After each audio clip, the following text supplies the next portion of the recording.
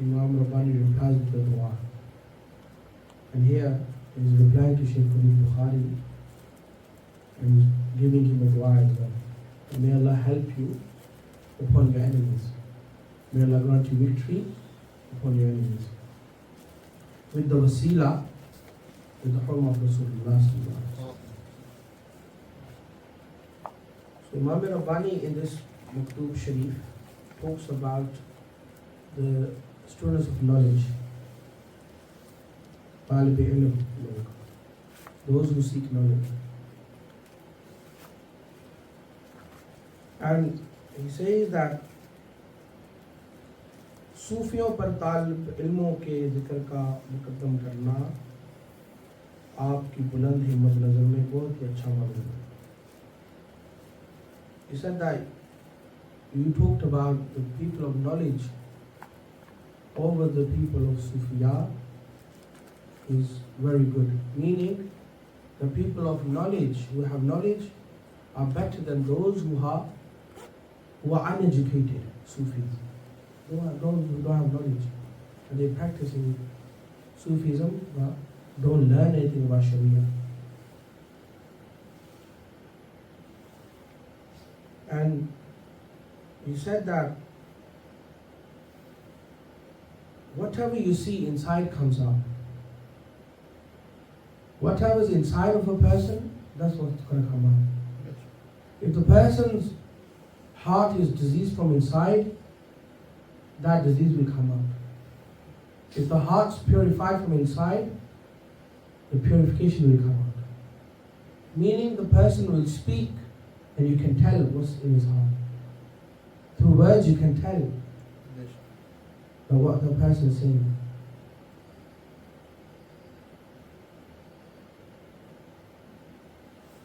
And Imam Rabbani praises the students of knowledge and he says that these people who carry this religion,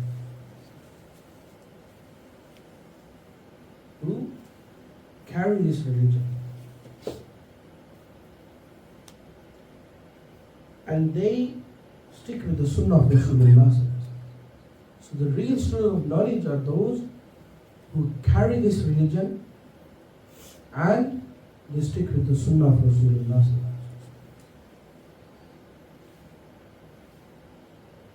And then the Prophet ﷺ talked about the people of knowledge. A man comes to the Prophet ﷺ, Ya Rasulullah, guide me before I leave this dunya, what should I do? Teach me something. Or where should I go? Which circle should I join? And the Prophet ﷺ said, goes in the circle of Ahlul Ilm, those who have knowledge. Go join the circle of those who have knowledge. Indeed, that circle is better than those who have zero knowledge. People who have no education. It's best to join those who have ilm. Ilm wale saath, unke saath baithe. Ilm wale log.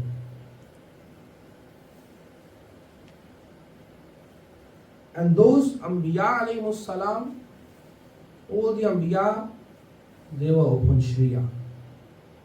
They were the followers of Sharia. None of the prophets ever broke any rules of Sharia. This shows the significance and the importance of seeking knowledge of Sharia, that all the Anbiya alayhimus salam, they were upon Sharia. From Adam alayhi salam until the time of Rasulullah sallallahu alaihi wasallam, our Prophet sallallahu alaihi wasallam, all of the Anbiya, all of them, they were upon Sharia. They followed Sharia. So when you're learning about Sharia, you know that this Sharia was followed by the Prophets as well. The best of Allah's creation are the Anbiya alayhimus salam. The best of Allah's creation are the Anbiya. And best of Anbiya is Muhammad Rasulullah. So they followed Sharia, they were upon Sharia. So you should understand the importance of learning Sharia, learning Islam. And Imam Rabbani said, this is the biggest good deed. This is the major good deed that you're going to perform by learning about Sharia. that when you learn about Sharia, now there are two types of knowledge. One knowledge is what? Is the Zahiri. Learning about, let's say, the Sunnah of the Prophet ﷺ. Talking about the Zahiri actions of the Prophet ﷺ, that's Sharia. And the Batini, the hidden actions of Rasulullah, that's the Sunnah, that's Tariqah. So defining Sharia means the actions, the open actions of Rasulullah, the apparent actions of Rasulullah that we could see, the Sahaba have seen, that is Sharia. And the hidden action of Rasulullah, that's Tariqah.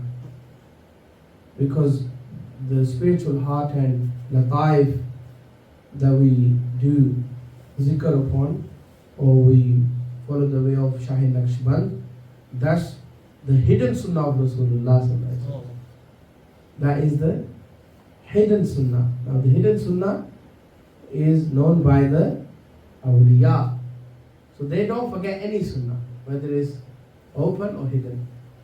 That's why we also follow the sunnah of, we follow Zahiri sunnah, which is growing a beard, wearing sunnah libas.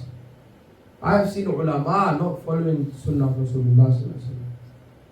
They trousers, their shalwar is not above the ankles. I've seen it in Leicester. Many ulama don't follow the Sharia. I'm not talking about the good ones. May Allah guide them towards the sunnah of Rasulullah. Big ulama. No. But this is a very minor thing. This is not something major. बड़ी मामूली सी बात है, लेकिन वो they don't understand that.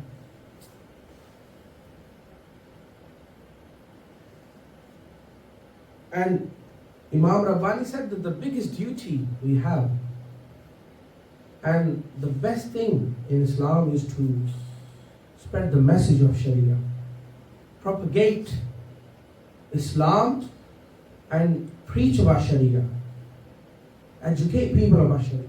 That's the biggest duty a Muslim has. And that's the best good deed, that's the best deed that Allah subhanahu wa ta'ala has given us as the Ummah of Rasulullah, that we must preach about Sharia, talk about Sharia. We must learn the rules of Sharia. And he said the reason why we propagate Sharia in these times is because this time when everything has finished, when the rule of Islam is not there, we know that kuffar are ruling the world. So we know that this is important.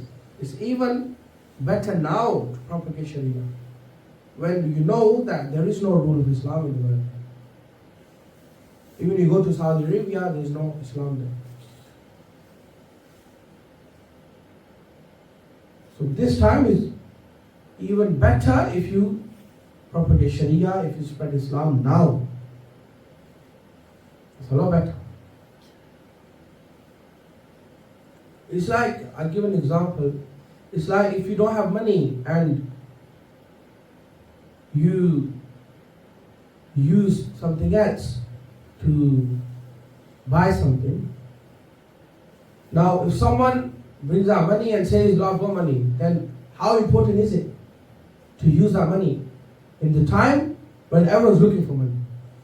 In the same time, when we follow Sharia, when we follow Islam, how important it is when there's no Islam? That's like reviving the tradition of Islam, isn't it? That's like reviving Islam and the Sharia by talking about Islam, by doing zikr of Allah subhanahu wa ta'ala.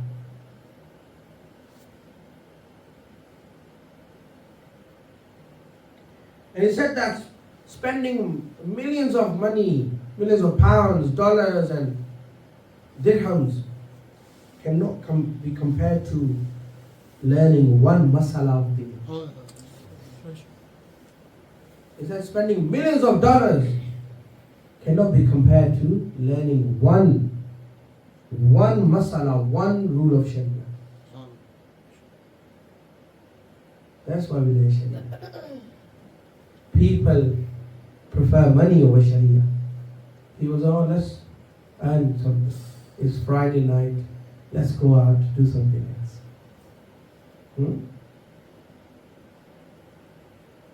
But how lucky are those who sit together and learn Sharia, learn Islam, and listen to the Maktubat Sharif of Imam Rabbani.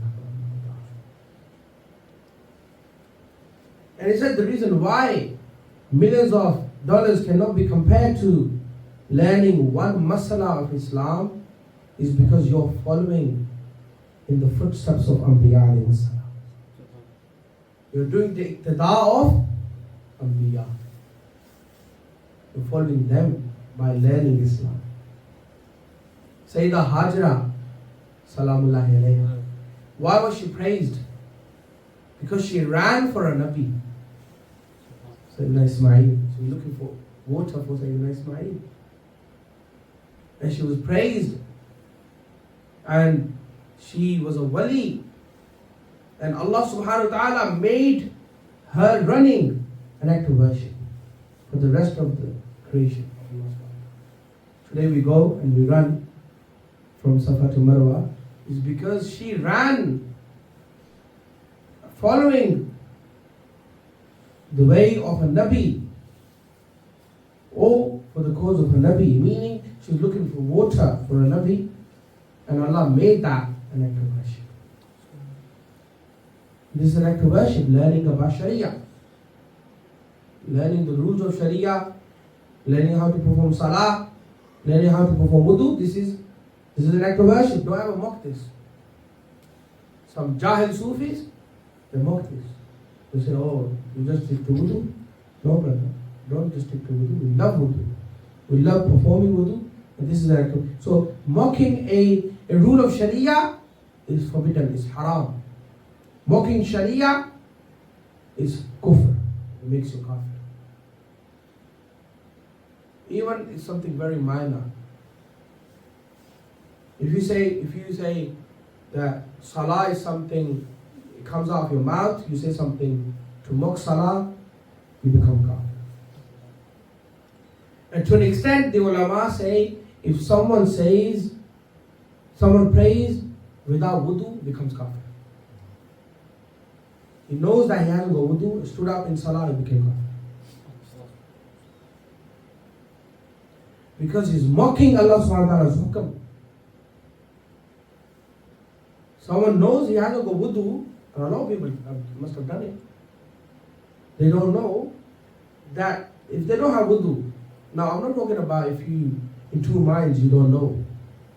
I'm talking about if you know that your wudu is broken and you still stood up for Salah, you basically, you're declaring kufr.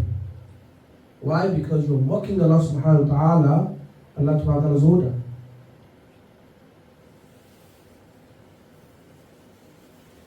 So following in the footsteps of Anbiya is like joining them in goodness. You follow someone and don't people say, oh, you copy them, you look like them. So acting like Anbiya is like joining them in goodness. That's why it's called Sunnah. A person who follows the way of the Prophet ﷺ, that person follows the Sunnah of the Prophet ﷺ. It's like copying the Prophet ﷺ.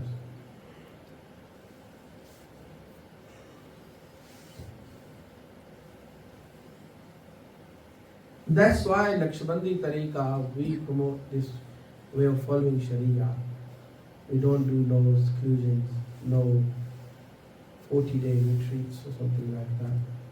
We promote Sharia. And Imam Rabbani said the reason why we follow Sharia because it's very difficult on our nafs to follow Sharia. You tell your nafs you have to pray, it's very difficult. The nafs will always fight back. Namaz, Imam Rabbani said, Namaz, Sharia. What's your wazifa? What's your wird? What's your zikr? Apart from of the main azkar that we do in tariqah, what do? Do you go for a seclusion? Do you go for a chilla? Na main bote chille kite, na tasbah khadakaya, changi kite murshid milaya. Is aape to chadaya. Changi kite murshid milaya. So Imam Rabbani said, your murshid will make you follow Sharia, Islam. Islam. Follow Islam. Islam follow. So Imam Rabbani said it's very difficult for a person to follow Islam. He doesn't need to do any chilla or any exclusion or anything like that. Tell him to follow Islam, it will be very, very difficult on that person. Like, no, I can't do it. Chilla might be very easy. He said, no eating food, very easy thing. Imam Rabbani said, very easy. No feeding yourself for 10 hours or 12, 20 hours, very easy. But to follow Sharia is very difficult. That's why we stick to Sharia. Naqshbandis, Qadris, Chishtis, Sarwadi, all of them stick to Sharia. Yeah, some of the Mashayikh did have the seclusions and everything, which is acceptable, but they were at major wilayah, they had big wilayah. So there wasn't any time in their life that they refused to follow Islam. But some, like my Islami rahmahullah ta'ala, he did many seclusions.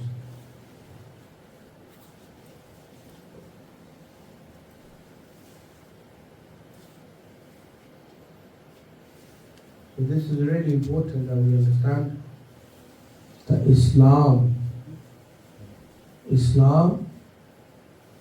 will rise inshallah, and we must follow the way of the awliya, the ulama, the pious ulama. And a Sufi will never be